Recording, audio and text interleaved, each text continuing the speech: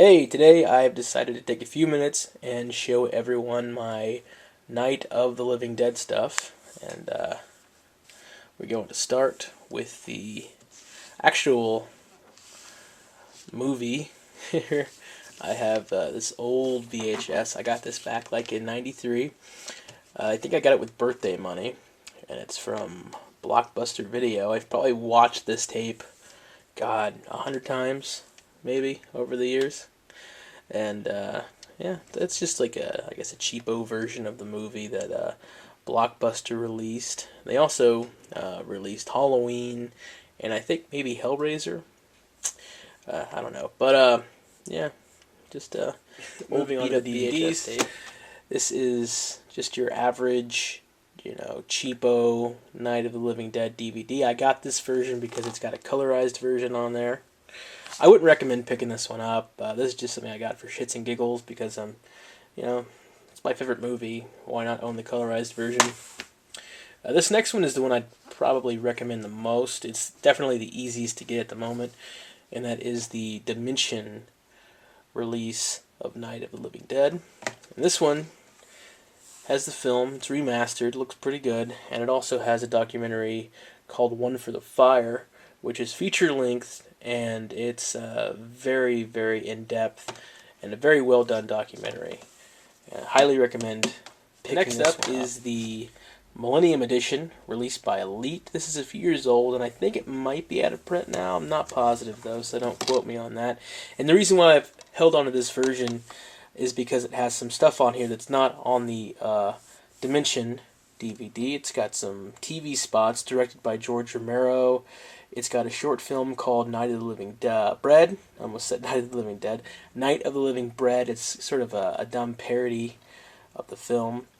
There are a few more on there. If you're interested, just go to Amazon. I'm sure you can see what's all on there on that website. So there's that. And I'm sure that one is fairly cheap now, I want to say.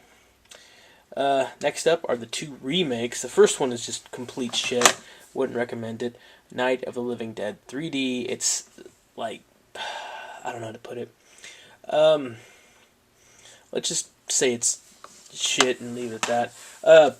This remake, however, that came out in 1990 is pretty fucking good. It's directed by Tom Savini. Just very well done, and from what I have heard, or read rather, there will be a unrated release coming out sometime this year or next year on Blu-ray, so you can look forward to that. Very well done. Okay, moving on to comics and whatnot. This is just a card I have signed by Gary Striner. I got that at the Texas Frightmare Weekend, and these are just various comics.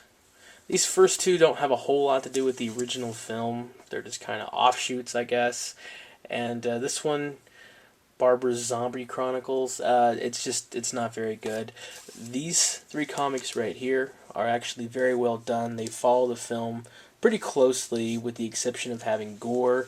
So it's Night of the Living Dead issue 1, and this is issue 2, issue 3. There is a issue 0 and an issue 4, which I'm missing. And this is the Night of the Living Dead film book, and it's actually signed by John Russo, who I met at the Texas Frightmare Weekend, and I think I pissed him off because I made fun of Children of the Living Dead. But other than that, he was pretty nice. This is just your basic film book, pictures, information on the making of the film. This right here is something I bought from Gary Striner, whom I talked to for probably 5 or 10 minutes. I'm not really sure what we talked about, though, because I was pretty drunk when I met him. But this is actually a very nice book. Only something a hardcore fan would be interested in. It's basically just a collection of pictures and information regarding the promotional materials that were released during Night of the Living Dead when it got its first run. And I want to say maybe there was some posters and stuff that they released during its anniversary, but it mainly focuses on stuff that was released during the original release in the late 60s. So, just, handful of pictures from posters, stills, newspaper clippings, things of that nature. and it's very well done, very well put together. So there is that. I also have, and I'm not going to pull it out, it's in my closet in the poster tube. I'll just put a picture right here. It's an original Night of the Living Dead Mylar poster from the 1993 re-release. It's signed by a handful of people, including George Romero. Limited to, I want to say there were about 500 released. There was also another design that was released that was just a logo, and I think that one might be limited to 250. I picked it up on eBay, got pretty lucky with it. I think I paid like maybe 70 or 80 bucks for it. Haven't seen it anywhere near that cheap since, and I rarely see it on eBay. So, next up, I've got this Bill Hinsman model, Zombie #1. Bought this from Bill Hinsman. Very cool guy. It's very nice. Put it together and painted it myself. I think I did an okay job. Next up is this lunchbox released by NECA. Bought this in 2008, intending to get it signed at the Texas Frightmare Weekend, but by the time the Texas Frightmare Weekend came along, I just had so much other stuff to get signed. This one had to stay behind, but I'll eventually get this one signed. It's pretty cool.